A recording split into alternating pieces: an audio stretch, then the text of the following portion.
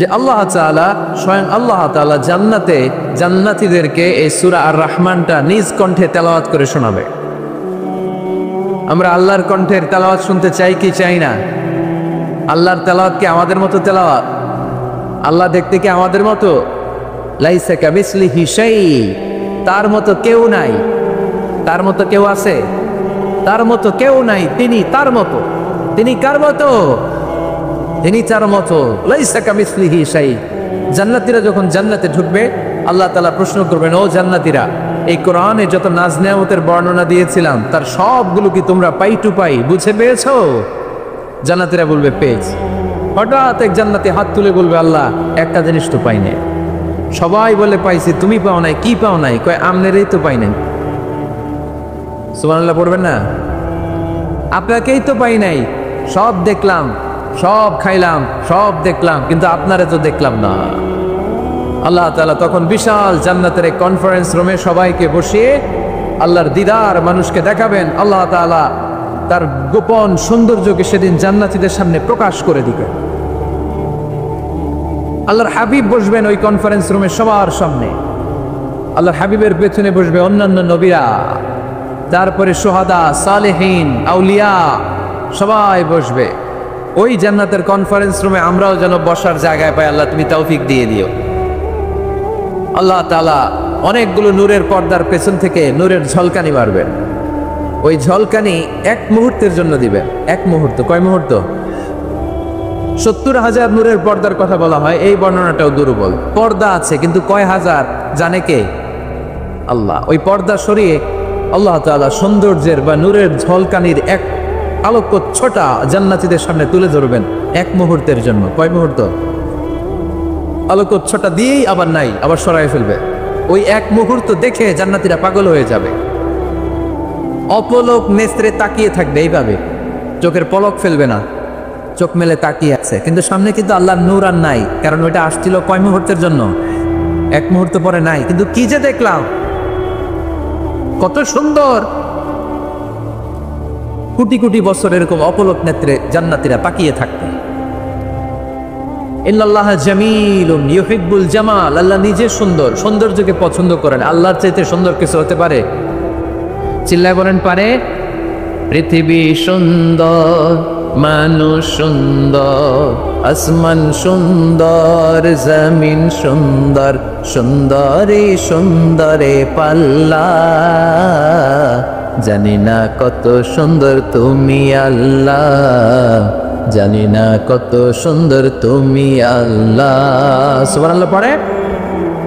আল্লাহ তাআলা তার সৌন্দর্যকে সেদিন জান্নাতীদের সামনে তুলে ধরবে।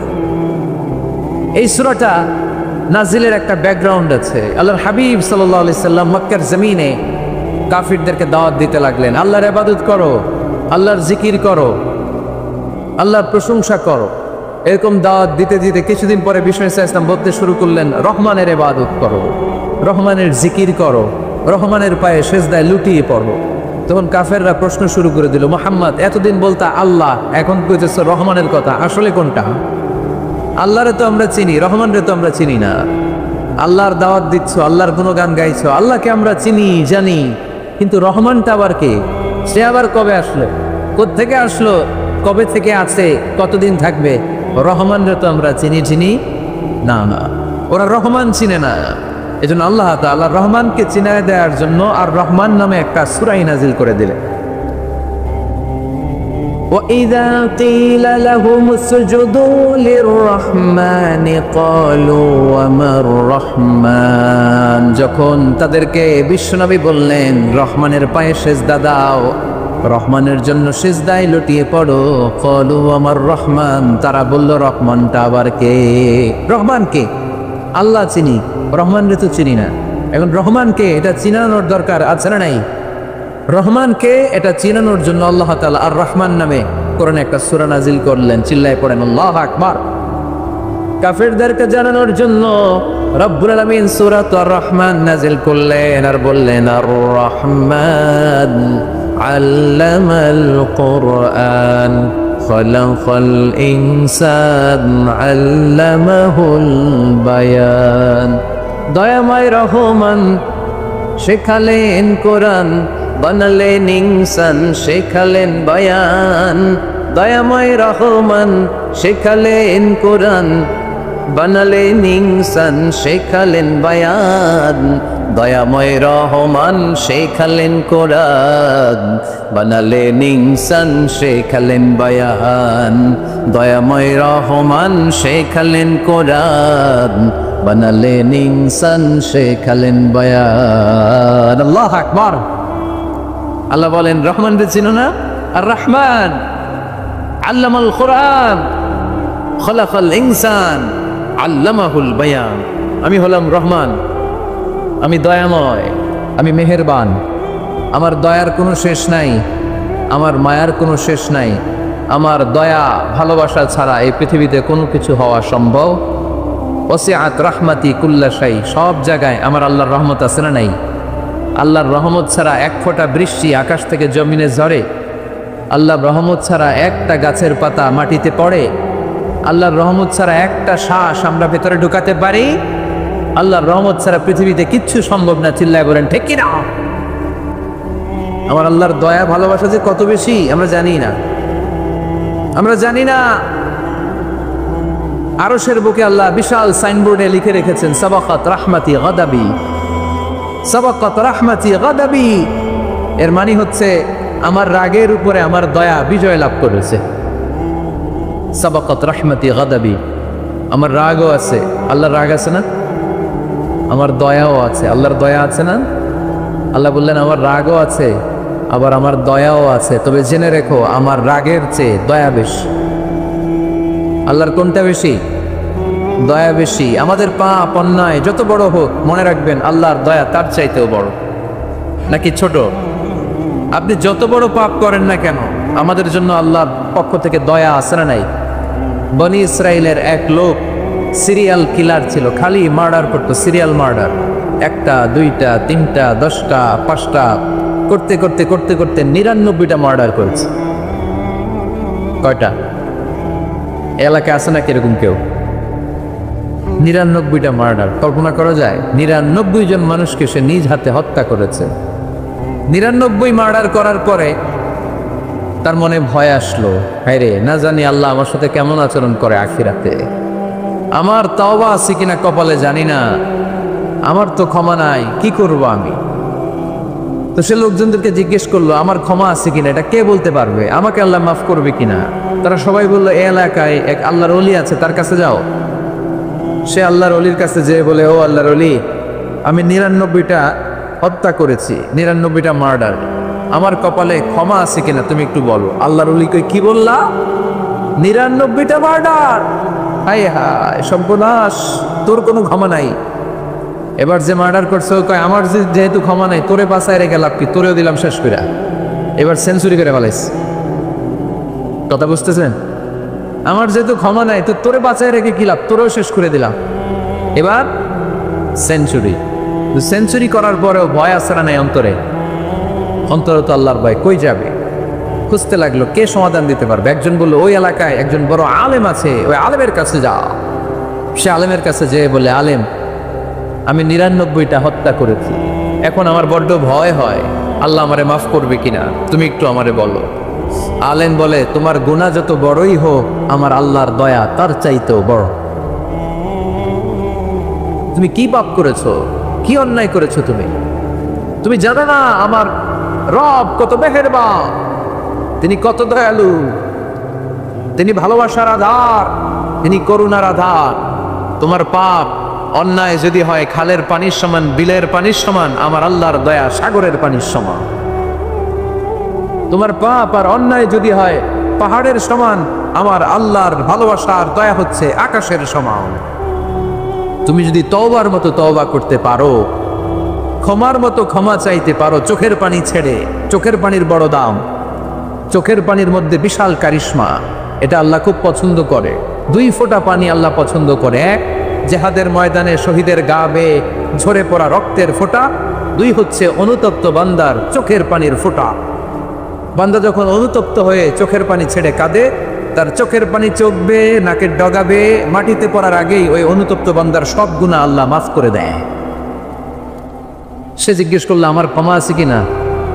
আলেম বলে আছে, ক্ষমা আছে, তওবার মতো তওবা কর, তাওবাতান নাসুহা, তওবার মতো তওবা করলে আল্লাহ ঠিকই মাফ করবে। সে এতটাই অনুতপ্ত হলো, এতটাই সে আল্লাহর কাছে ক্ষমা চাইতে শুরু করলো।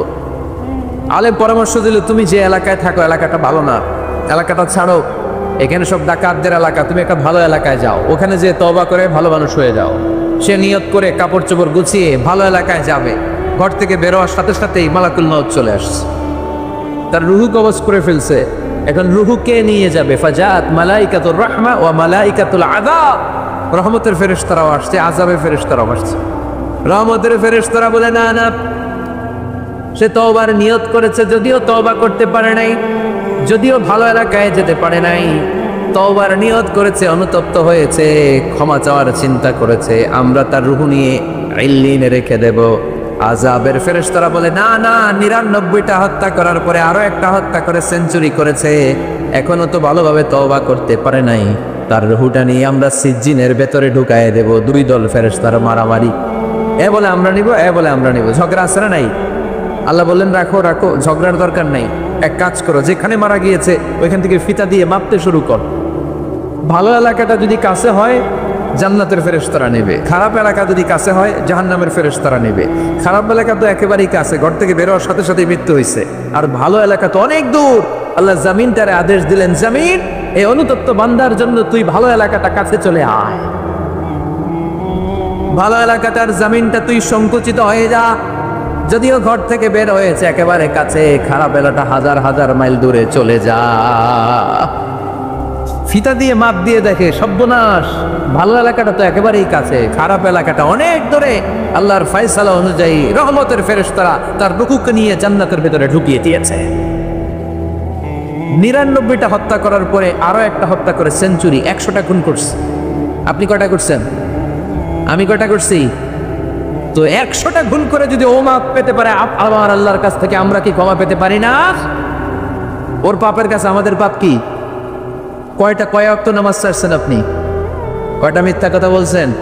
কতবার ঘুষ খাইছেন? কত টাকা সুদে লাগাইছেন?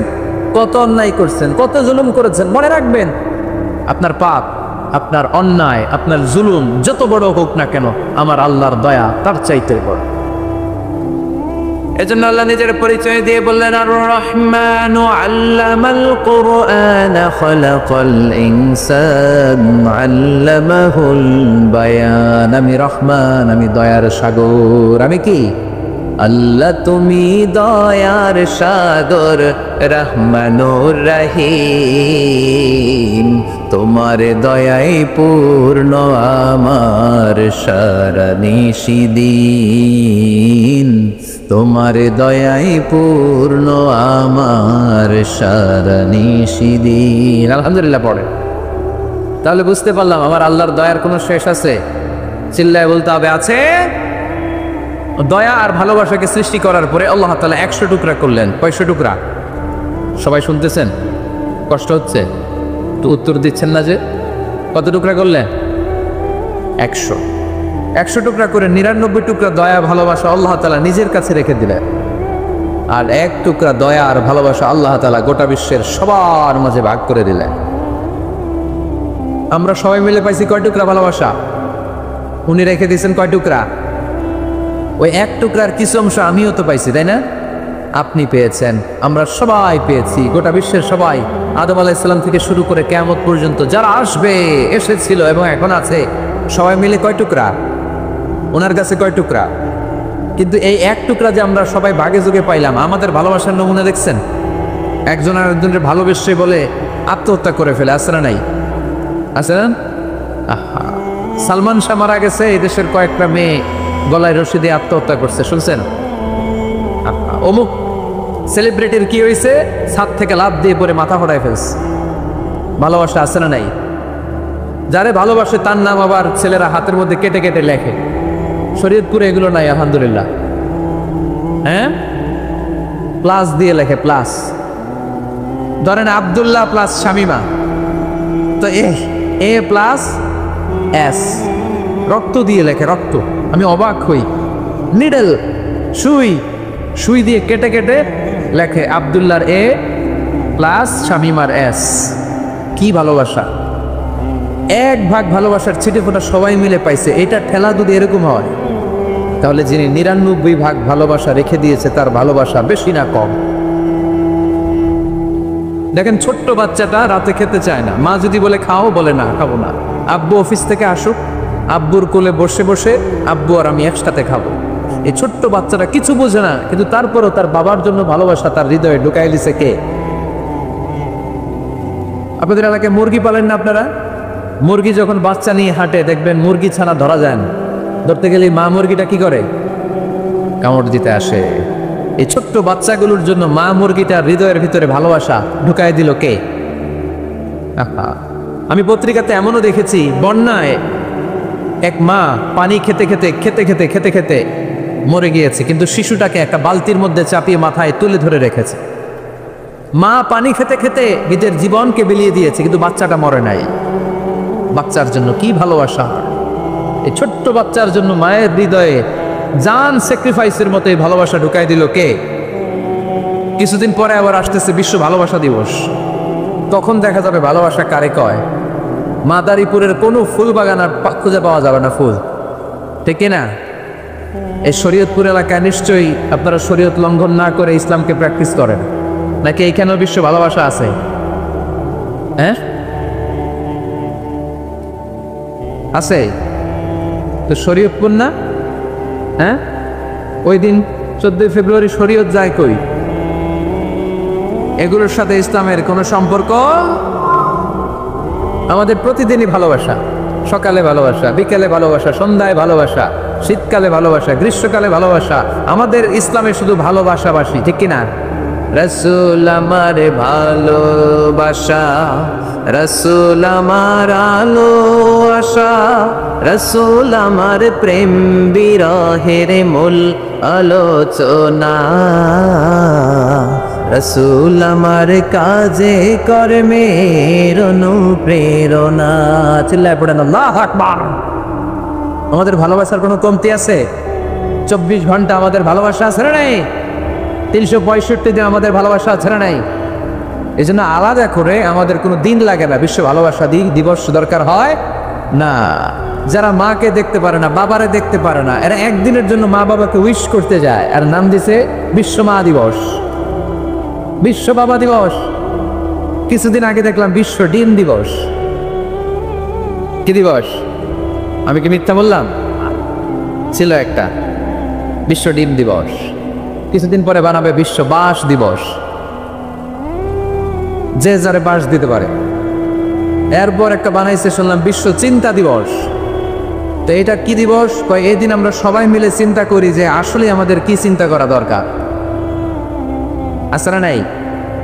তো এই যে ওরা বিশ্ব মা দিবস, international mother day, international father day, মা দিবস, বাবা দিবস বছরে একবার ওল্ড হোমে রেখে আসে, বৃদ্ধাশ্রমে। যেহেতু সারা বছর বৃদ্ধাশ্রমে, বছরে একদিনও যদি মারে স্মরণ না করি কেমন হয়? তো একদিন ওই মা দিবসে মারে একটা কার্ড দিয়ে উইশ করে আসে, কিছু টাকা দিয়ে আসে। ওদের তো মা বাবার প্রতি দয়া নাই, শ্রদ্ধা নাই, ভালোবাসা নাই। এজন্য ঘটা করে ওদের দিবস পালন করা লাগে। আমাদের 24 ঘন্টা 365 দিনই ভালোবাসা, তাই এই দিবস ফিবসের আমাদের দরকার নাই। চিল্লায় বলেন ঠিক কিনা?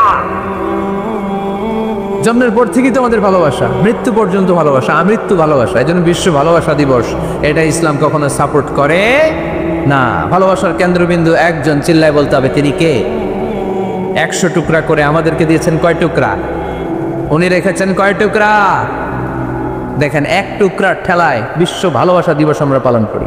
ভালোবাসার গান, ভালোবাসার নাটক, ভালোবাসার ফিল্ম, ভালোবাসার কবিতা, অভাব নাই। কত ভালোবাসার স্টোরি আপনারা জানেন, এত ভালোবাসা। কিন্তু সবাই মিলে ভালোবাসার এক অংশ আমরা ভাগে যোগে পেয়েছি। এক অংশের নমুনা যদি এমন হয়, 99 টুকরা ভালোবাসা যিনি রেখে দিয়েছেন নিজের মধ্যে, তার ভালোবাসা বেশি না কম?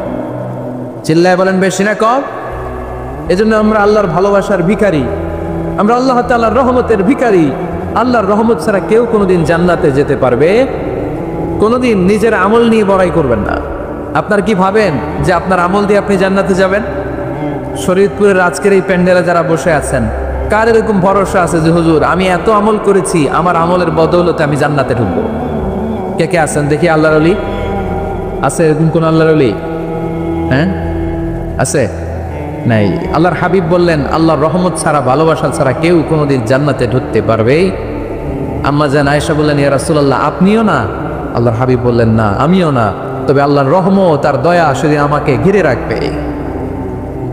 মান নুকিশা উযিবা, যার হিসাব আল্লাহ সেদিন চাইবেন সে ধরা খেয়ে যাবে। সব সময় আল্লাহর কাছে এই দোয়াটা যেন আমরা করি, আল্লাহ কিয়ামতের দিন তুমি আমার হিসাব নিও না, আল্লাহ তুমি আমার বিচার বসিও না, আল্লাহ তুমি দয়া করে আমারে মাফ করে দিও। আল্লাহ যার বিচার করবেন ও জাহান্নামে যাবে, আর যার বিচার করবেন না সে জান্নাতে যাবে। আল্লাহ যদি বিচার করে আর পাই টু পাই হিসাব নেয়, নামাজ পড়লি না কেন, রোজা রাখলি না কেন, মিথ্যা বললি কেন, খাদ্যে ভেজাল দিলি কেন, মাছে ফরমালিন দিলি কেন, যৌতুক খাইলি কেন, ঘুষ খাইলি কেন, উল্টাপাল্টা করলি কেন, জিনা করলি কেন, একটার পর একটা প্রশ্ন বানে যদি সেই ভয়ঙ্কর দিনে আল্লাহ আমাদেরকে জর্জরিত করে, আমাদের কোনো উত্তর আছে? সেদিন আমাদের বাঁচার কোনো উপায় আছে? তাই আমরা সবাই আল্লাহর কাছে দোয়া করবো, আল্লাহ কোনো বিচার টিচার মানি না, আমরা কোনো বিচার করতে পারবো না, দয়া করবা। কথা কয় না? কি করবে? এবার আওয়াজ করে বলেন, বিচার চান না দয়া চান? রোজ হাসরে হে আল্লাহ আমার করোনা বিচার, আল্লাহ করোনা বিচার, পড়েন আমিন। রোজ হাসরে হে আল্লাহ আমার করোনা বিচার, আল্লাহ করোনা বিচার, বিচার চাহি না তব দয়া চাহে এ গুনাহগার, আল্লাহ পড়েন আমিন। তিনি যদি দয়া করেন তবেই আমরা জান্নাত যেতে পারবো, ঠিক কিনা?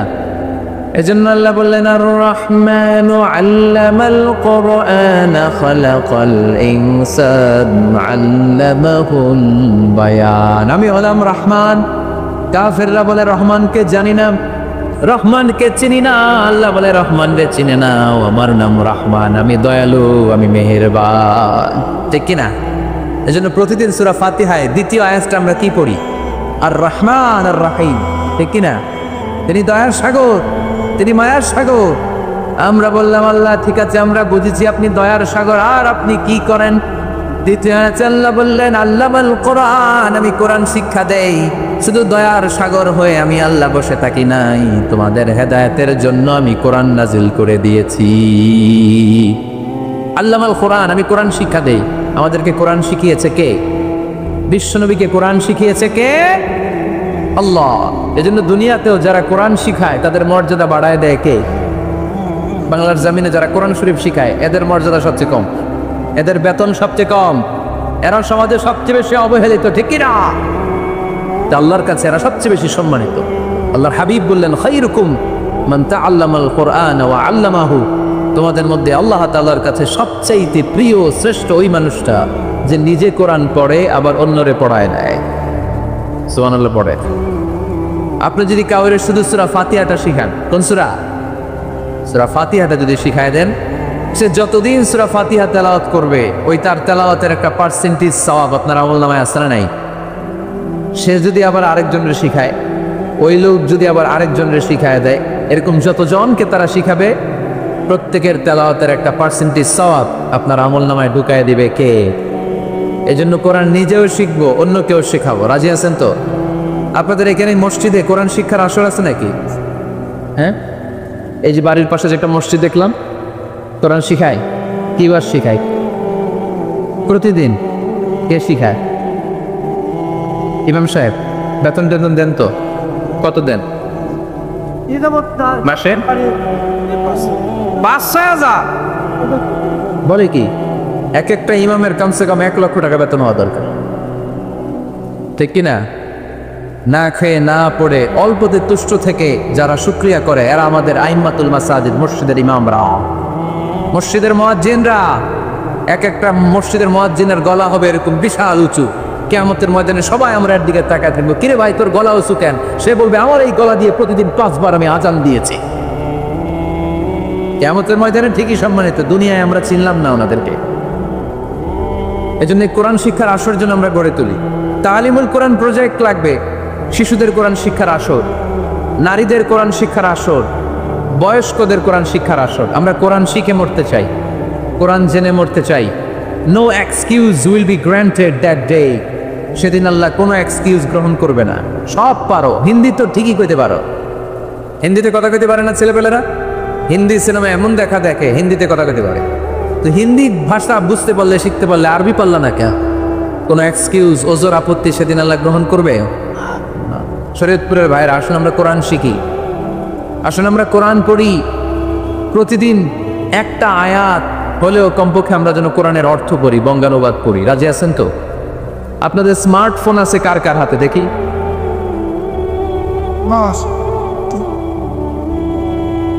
আপনারা কি অ্যানালগ? স্মার্ট আপনি? মাশাআল্লাহ। তোমরাও কি স্মার্ট? হ্যাঁ, ঠিক আছে, হাত নামাও, হাত নামান সবাই। তো এই যে স্মার্টফোন আসছে স্মার্ট বানাইতে, যেই ফোনের মধ্যে কোরআন নাই সে আনস্মার্ট, ঠিক কিনা? যার মোবাইলের ভেতরে কোরআনের অ্যাপস আছে, ডাউনলোড করে অ্যাপস রেখেছে, সেই হচ্ছে আসল smart. He is the real hero, he is the real smart. এজন্য মোবাইলের অ্যাপসের ভেতরে কোরআন ঢুকাইতে হবে। শরীয়তপুরের ছেলেরা খুব সহজ, অ্যান্ড্রয়েড সাইট ইউজ করলে প্লে স্টোরে যাও, যে তুমি বাংলা কোরআন লিখো, চলে আসবে। আইফোন যদি ইউজ করো অ্যাপ স্টোরে যাও, ওখানে যে বাংলা কোরআন লিখো চলে আসবে। সহজ। এত সহজ হওয়ার পরেও আল্লাহ কি বললেন আমরা যদি না শিখি, না জানি, আল্লাহ কি ক্ষমা করবে? যা বলার সব আল্লাহ বলে দিয়েছে এই কোরআনকে। এই কোরআনে শুরু হয়েছে বিসমিল্লাহির রহমানির রহিম দিয়ে, মানে বা দিয়ে। কি দিয়ে? চিল্লায় বলেন না, কি দিয়ে? বা দিয়ে। আর এই কোরআন শেষ হয়েছে সূরাতুন নাস দিয়ে, যে সূরার শেষ আয়াত হচ্ছে মিনাল জিন্নাতি ওয়ান নাস। বার সিন মিলাইলে কি হয়? বাস। এবার বাসে চড়া শরীয়তপুর শহরে যাব। ওই বাস না, এই বাস মানে যথেষ্ট, এই বাস মানে সাফিসিয়েন্ট, কাফি। আল্লাহ বুঝালেন এই 30 পারায় 114টা সূরায় আমি যা দিয়েছি এটাই বাস, যথেষ্ট। নতুন করে আর কিচ্ছু লাগবে না। চিল্লায় বলেন ঠিক কিনা?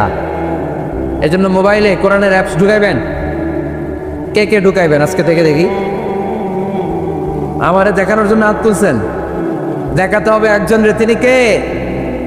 আল্লাহরে দেখান, আল্লাহর ফেরেশতারে দেখান। এখন কই মারছে হাত? আল্লাহর ফেরেশতার কথা কইছি আমি, ভয় ঢুকছে। ঢুকাবেন ঢুকাবেন, এদিকে হাত তুলে না কেন? আছে? মাশাআল্লাহ, হাত নাও। আল্লাহ তুমি সব ভাইদেরকে কবুল করো। আমরা যেন মোবাইলে হিন্দি সিরিয়াল না দেখি, আমরা যেন ড্যান্স না দেখি, উলঙ্গ নৃত্য যেন না দেখি। আমরা যেন এই মোবাইলে কোরআন পড়ি।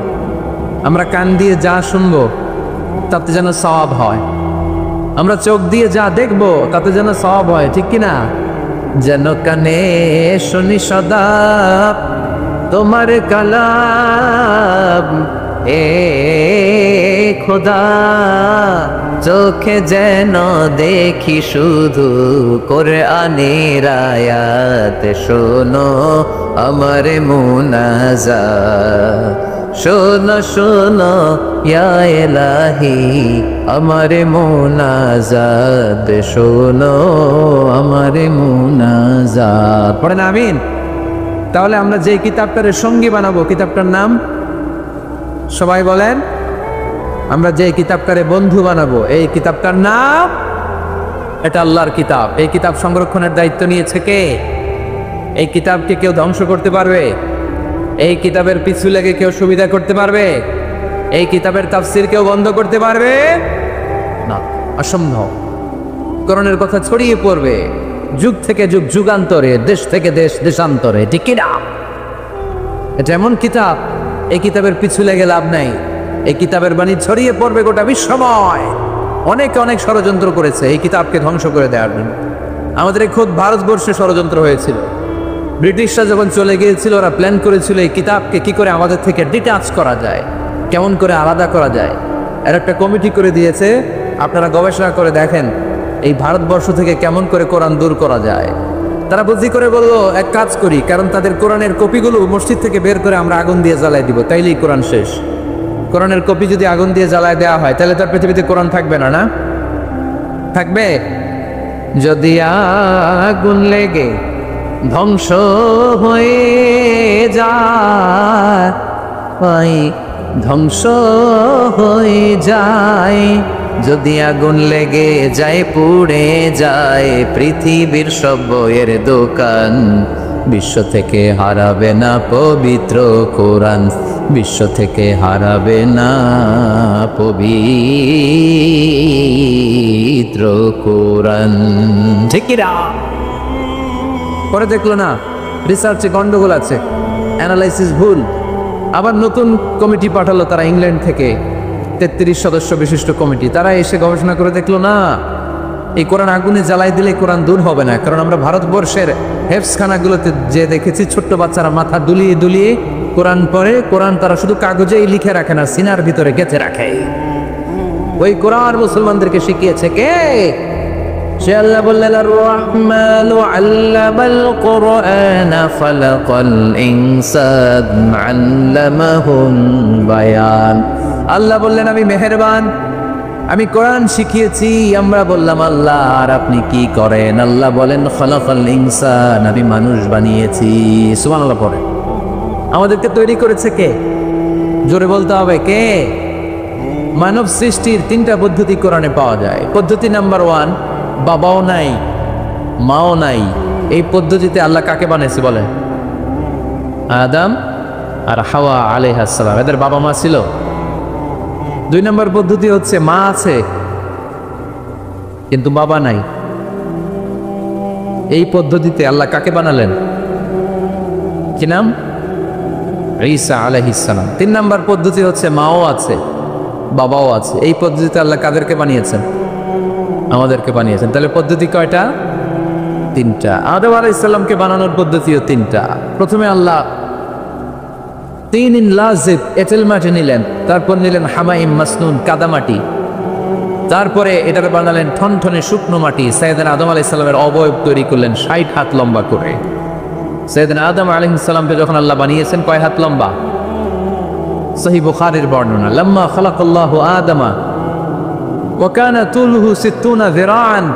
আল্লাহ তাআলা যখন আদম আলাইহিস সালামকে বানালেন 60 হাত বা 60 গজ লম্বা করে বানালেন। আপনারাও যারা জান্নাতে যাবেন 60 হাত লম্বা হয়ে জান্নাতে ঢুকবে। কয় হাত লম্বা? সুবহানাল্লাহ পড়বেন না? আদম আলাইহিস সালামকে বানালেন। আবার মায়ের পেটে যে আমরা বড় হলাম, এখানেও আমাদের 3টা ক্যাটাগরি, 3টা ধাপে তিনি আমাদেরকে বানালেন। মায়ের পেটে 9 মাস কি করছিলেন মনে আছে আপনাদের? শরীয়তপুরের ভাইরা মনে নেই কেন? হ্যাঁ, আমাদের কারোরই মনে নাই, ঠিক কিনা? এই 6 মাস 8 মাস কই যে ছিলাম, কোথায় ছিলাম আমরা মনে করতে পারি না। স্মৃতির পাতা হাতড়িয়ে যত পিছনে যায় আর বলতে থাকি। মনে আছে ছোটবেলার কথা? মনে নাই। আমরা সবাই কিন্তু এত বড় ছিলাম না ভাই, ছোট্ট ছিলাম, ছোট্ট। মায়ের জরায়ুর দেয়ালের মধ্যে লেপ্টে ছিলাম। নুতফা, আলাকা, মুদগা, sperm drop, blood clot and the little flesh. ছোট্ট নাপাক পানি ছিলাম। ওইটারে আল্লাহ বড় করতে আরম্ভ করলেন। বড় করতে করতে রক্তপিণ্ড বানালেন। রক্তপিণ্ড থেকে আল্লাহ গোশতপিণ্ড বানালেন। আমরা প্রত্যেকে এরকম একটা গোশতের টুকরা ছিলাম। এটার ভিতরে আল্লাহ কঙ্কাল ঢুকালেন, আমার স্কেলিটন, আমার কঙ্কালটা, আমার অবয়বটা ঢুকালেন। তারপরে আবার গোশত দিয়ে প্যাকেট করলেন, তার উপরে আবার চামড়ার প্যাকেট পরায় দিলেন। পড়েন সুবহানাল্লাহ। এরপরে 9 মাস পরে এই পৃথিবীর বুকে স্মুথলি আমাকে আসার সুযোগ দিলেন কে? এক আলেম আরেক আলেমের বিরুদ্ধে বলে স্টেজে বসে, আছে না নাই? একজন আরেকজনের কাফের ফতোয়া দেয়, আছে না নাই? আপনাদের গাজীপুরে আলহামদুলিল্লাহ এগুলো নাই। এটা একটা মহামারী এবং ভয়ঙ্কর অবস্থা। অন্যকে নিয়ে ব্যস্ত থাকা, অন্যকে সময় দেয়া। প্রিয় ভাইরা, স্রষ্টার দেয়া আমাদের জন্য সবচেয়ে দামি বিষয় হচ্ছে, আল্লাহর দেয়া সবচেয়ে দামি গিফট হচ্ছে আমাদের সময়। দামি গিফটের নাম কি? এই সময়টাই আমরা অন্যকে দিয়ে দিই। অন্যকে হিংসা করতে করতে এই দামি সময়গুলো নষ্ট করে ফেলে। এটা ঠিক না? আমারও অনেকে এদেশে কাফের বলে, আছে না নাই? আমি অবাক হয়ে যাই, এই কাফেরের কথা শুনতে এতগুলো আল্লাহর ওলি কি করে আসে? আমার বুঝে আসে না। এই কাফেরের কথা শোনার জন্য এরকম ধাক্কাধাক্কি হয় কেন? আল্লাহ তুমি হেদায়েত দান করো। আমি শুধু আল্লাহর কাছে সাহায্য চাই আর আপনাদের দোয়া চাই। দোয়া করবেন, বদদোয়া দিবেন না তো আবার। আর কে আমারে কাফের বললো, কে কি ফতোয়া দিল, আই ডোন্ট কেয়ার। ওইদিকে আমি তাকাই না। এর কারণ পিছনের দিকে তাকানোর সময় আমার নাই। চিল্লা এখন ঠিক কিনা? সিংহ সিংহ একটা সিংহ ঘন্টায় ছুটতে পারে 90 কিলোমিটার বেগে। কত কিলোমিটার? একটা হরিণ ঘন্টায় ছুটতে পারে 100 কিলোমিটার বেগে। তাহলে কে জোরে ছুটে? জোরে বলতে হবে। সিংহ কত কিলোমিটার? হরিণ। তারপরেও হরিণটা 100 কিলোমিটার বেগে ছোটার পরেও সিংহটার কাছে সে ধরা পড়ে যায়। এর কারণ সিংহ যখন ধরার জন্য ছোটে সে শুধু সামনে তাকায়, সে পিছনে তাকায় না। আর হরিণ 100 কিলোমিটার বেগে ছোটার পরেও সে ধরা খেয়ে যাবার ভয়ে বারবার পেছনে তাকায়। আর পিছনে তাকার কারণে ওর গতিটা স্লো হয়ে যায় আর সিংহের হাতে বধ হয়ে যায়। পিছনে তাকাবার সময় আমাদের নাই, চিল্লায় বলো ঠিক কিনা? আমরা অহংকার শিখি নাই, আমরা হিংসা শিখি নাই, আমাদের বুকে আছে বুক ভরা ভালোবাসা। আমি বিএনপি বুঝি না, আওয়ামী লীগ বুঝি না, জাতীয় পার্টি বুঝি না, জামাত ইসলাম বুঝি না, তাবলীগ বুঝি না, পীরের মুরিদ বুঝি না। যারাই পড়েছে লা ইলাহা ইল্লাল্লাহ তার জন্য আমাদের হৃদয়ে জায়গা আছে না নাই? মুসলমান কেন, হিন্দুদের জন্য আমাদের বুকে জায়গা আছে না নাই? হিন্দু ভাই যদি বলে আমি পড়বো আশহাদু আল্লা ইলাহা ইল্লাল্লাহ ওয়া আশহাদু আন্না মুহাম্মাদ রাসূলুল্লাহ, তার জন্য আমাদের দরজা খোলা আছে না নাই? This is the beauty of Islam. এটা ইসলামের সৌন্দর্য, এটা অনেকে বুঝতে চান। আল্লাহ আমাদেরকে সহি সমঝ দান করুক, আমরা পড়ি আমিন। হিংসা, বিদ্বেষ, অন্যের পিছু লেগে থাকা, গীবত করা, অন্যকে গালিগালাজ করা, অন্যকে কাফের মুশরিক বলে ফতুয়া দিয়ে এই পবিত্র মঞ্চগুলোকে নষ্ট হওয়া থেকে যেন আমরা বিরত থাকতে পারি। আওয়াজ করে পড়তে হবে আমিন। মাল্টিফ্যাবস লিমিটেডের উদ্যোগে কাশিমপুর স্কুল মাঠ, কাশিমপুর তো একটা কারাগার আছে না? কোন দিকে? বায়ে? আচ্ছা আচ্ছা, আলহামদুলিল্লাহ। ওনারা শুনতে পাচ্ছে নাকি?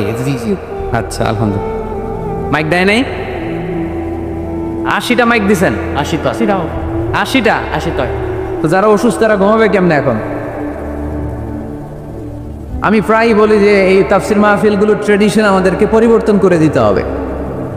বাইরে খুব বেশি মাইকের দরকার নাই, আর দিলেও রাত 11টা 11:30টার পরে আর না, এবং 11:30টার মধ্যে পারলে মাহফিল ক্লোজ করে দেয়া, যাতে করে 12টার মধ্যে যে সবাই ঘুমিয়ে আবার ফজরের নামাজ জামাতে পড়ার দরকার আছে না নাই? জামাতে পড়ার দরকার আছে। এগুলো আমাদের খেয়াল রাখা দরকার। অন্যকে কষ্ট দিয়ে কিছু করা যাবে না। অনেকের পরীক্ষা, অনেক ছেলে মেয়েদের আমি জানি যে ডিসেম্বর জানুয়ারিতে কি থাকে? পরীক্ষা। অনেকে অসুস্থ থাকে। আবার অনেক হিন্দু ভাইরা আছে, তাদেরকে জোর করে আমাদের তাফসীর শোনানোর কোনো দরকার নাই। লা ইকরাহা ফিদ্দীন, দিনে জবরদস্তি নাই, বাড়াবাড়ি নাই। This is the beauty of Islam. এটাই ইসলামের সৌন্দর্য। আমরা ইসলামের সৌন্দর্যকে প্রকাশ করব। আমরা ন্যারো মাইন্ডেড হব না। আমাদের নবী কি ন্যারো মাইন্ডেড ছিলেন না ব্রড মাইন্ডেড ছিলেন? আমরাও ব্রড মাইন্ডেড হব। রাজি আছেন তো সবাই? আল্লাহ তুমি তৌফিক দাও। শুকরিয়া, আমাকে রেখেছেন প্রধান আলোচক। আমার আগে কথা বলেছে হাফেজ মাওলানা মুফতি সাইফুজ্জামান ভাই, কথা বলেছেন মাওলানা মুফতি মাসুম বিন সিরাজ ভাই, কথা বলেছেন মাওলানা কারি আব্দুল হাই মাহমুদ সাইফুল্লাহ আল হোসাইনি। আমার আগে যিনি কথা বলেছেন চমৎকার আলোচনা করে, ঠিক কিনা? ডক্টর আব্দুল্লাহ জাহাঙ্গীর আলাইহি রাহমা, ওনার সুযোগ্য ছাত্র, যেমন শিক্ষক তেমন ছাত্র। বাপকা বেটা সিপাহী কা ঘোড়া কুছ না হতো থোড়া থোড়া। ডক্টর আব্দুল্লাহ জাহাঙ্গীরের থোড়া থোড়া পেলেই আমাদের সাইফুল্লাহ ভাইয়ের জীবনটাকে উজালা করে দিবে কে? অসাধারণ আলোচনা করে, জুমার মিম্বারে বসে বসে কন্টেম্পোরারি ইস্যু নিয়ে কথা বলে। This should be the uppermost quality of a খতিব। একজন খতিবের কোয়ালিটি তো এমন হবে, সমাজে কন্টেম্পোরারি এখন কি যাচ্ছে এগুলো নিয়ে কথা বলা। মুসলিম উম্মায় আমাদের কি ক্রাইসিস, আমাদের কি সংকট, এই সংকট থেকে উত্তরণের উপায় কি, এগুলো জুমার মিম্বার থেকে ঘোষণা আসার দরকার আছে না নেই? আমাদের আব্দুল হাই মাহমুদ সাইফুল্লাহ ভাই এই কন্টেম্পোরারি বিষয়গুলো নিয়ে কথা বলে। আমরা তার জন্য দোয়া করি, আমার ভাই যেন আরো চমৎকার কথা আমাদেরকে উপহার দিতে পারে। আল্লাহ তুমি তৌফিক দাও। প্রধান অতিথি আলহাজ মহিউদ্দিন ফারুকি, চেয়ারম্যান মাল্টিফ্যাবস লিমিটেড। ভাই আপনি, আপনার বাবা উনি সিঙ্গাপুরে আছে না? অনেক অসুস্থ, ভাইজান দোয়া চেয়েছে, আমরা ওনার জন্য দোয়া করি আল্লাহ যেন ওনাকে তাড়াতাড়ি সুস্থ করে দেয়। আজকের প্রোগ্রামের সভাপতি হচ্ছে আলহাজ মীর আসাদুজ্জামান তুলা। তুলা ভাই আসছে দেশের বাইরে। কাউন্সিলর 6 নং ওয়ার্ড গাজীপুর মহানগর গাজীপুর।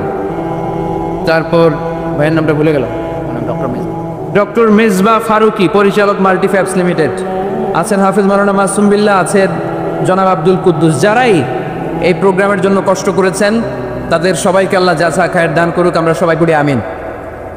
গতকাল রাতে আপনাদের মাননীয় মন্ত্রী মহোদয়ের সাথে আমার ফোন আলাপ হয়েছে, খুব সম্ভবত মুক্তিযুদ্ধ বিষয়ক মন্ত্রী আখম মুজাম্মেল হক সাহেব, খুব ভালো মানুষ। আমি আবার এখন গ্রিন সিগন্যাল না পেলে কোথাও যাই না, মাইকের আওয়াজ যায় না।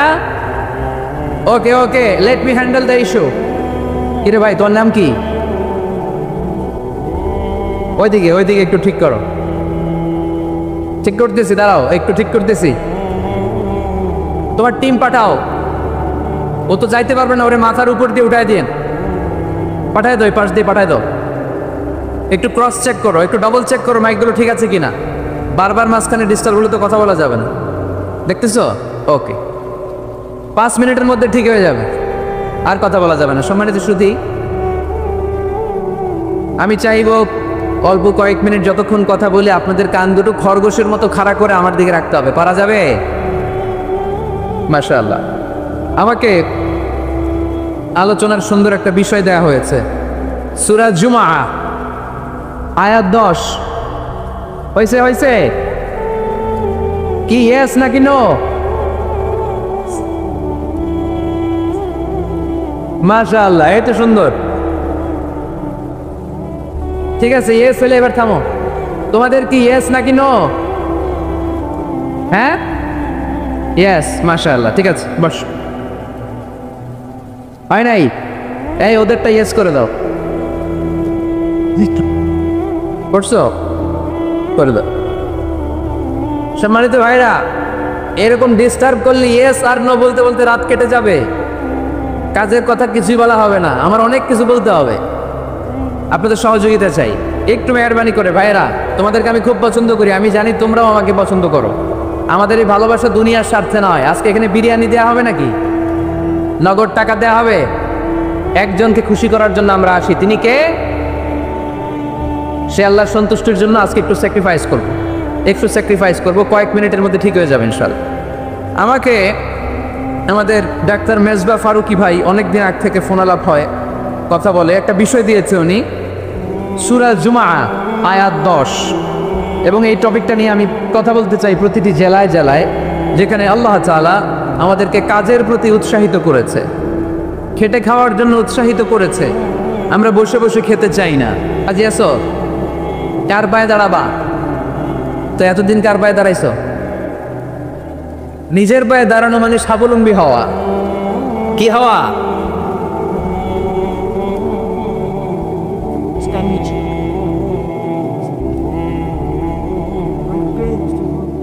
এই মাইকের সমস্যার কারণে আমাদের মাহফিলগুলো মাইর খেয়ে গেল।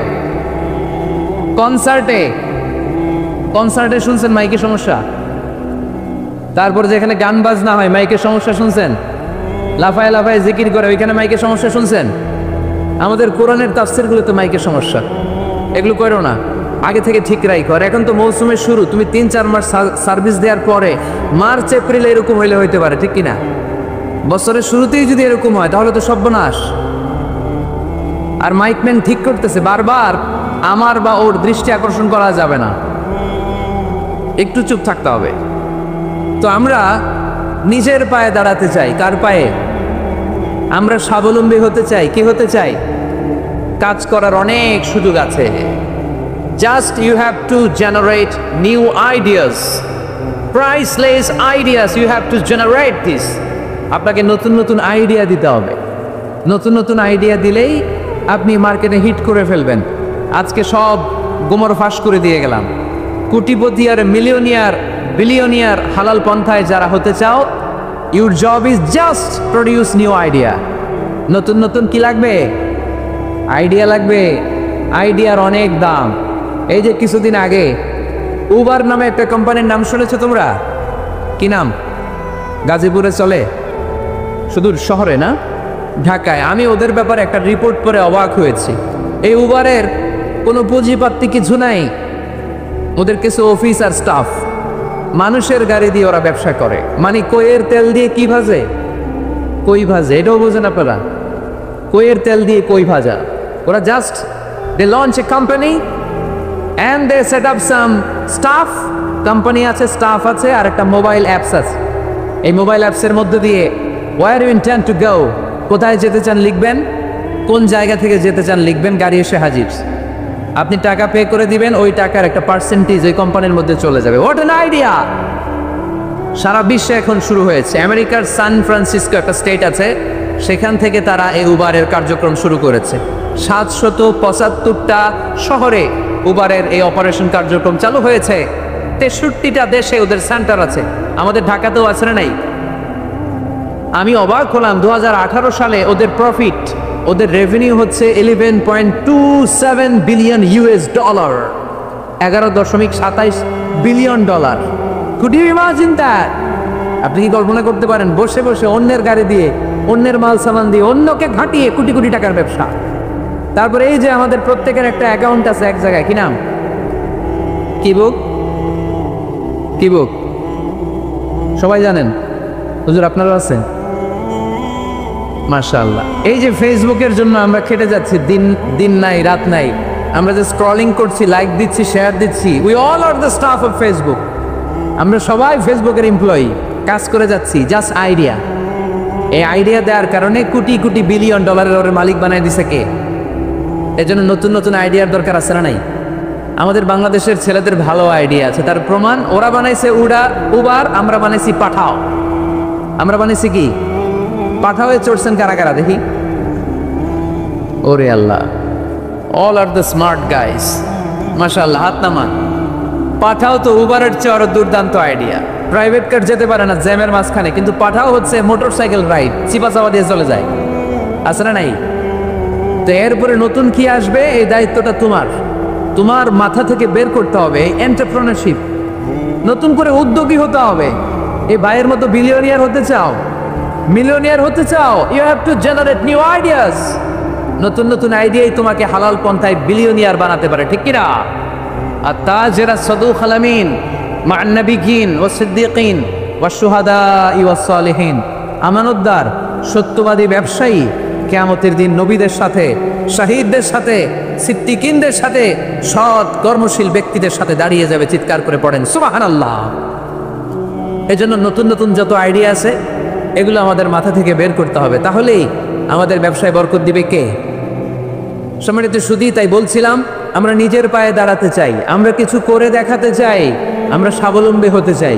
পরিশ্রম করতে হবে, পরিশ্রমের কোনো বিকল্প নেই। There is no alternative way to struggle. Struggle তোমাকে করতেই হবে। কেউ তোমাকে তোমার জন্য স্পেস তৈরি করে দিবে না। এই পৃথিবীতে কেউ কাউকে জায়গা দেয় না, এই পৃথিবীতে এসে জায়গা করে নিতে হয়। চিৎকার দিয়ে বলো ঠিক কিনা? হুঙ্কার দিয়ে পৃথিবীবাসীকে জানিয়ে দিতে হয় আমি এসেছি। মায়ের পেট থেকে যখন আমরা বেরোই, আমরা কি বলি? ওয়াও ওয়াও বলে নিজের অস্তিত্বের জানান দেই যে আমি এসেছি, এই পৃথিবীতে আমি জায়গা করে নিতে এসেছি। Life is not a bed of roses. এই পৃথিবী ফুলের বিছানো সজ্জা নয়। এখানে কষ্ট করতে হবে, পরিশ্রম করতে হবে, ঘাম ঝরাতে হবে। পরিশ্রমের ঘামে যে লোনা পানি থাকে, ওই লোনা পানিতে জন্ম নেয় সফলতার বীজ। এজন্য পরিশ্রম করতে হবে। সব নবীরা পরিশ্রমী ছিলেন, সব নবীরা কাজ করেছেন। সূরা জুমার এই 10 নম্বর আয়াতে আল্লাহ তাআলা আমাদেরকে মোটিভেট করে শিখাতে চেয়েছেন যে স্বাবলম্বী হও, নিজের পায়ে দাঁড়াও, কাজের সময় কাজ, নামাজের সময় নামাজ। আজকে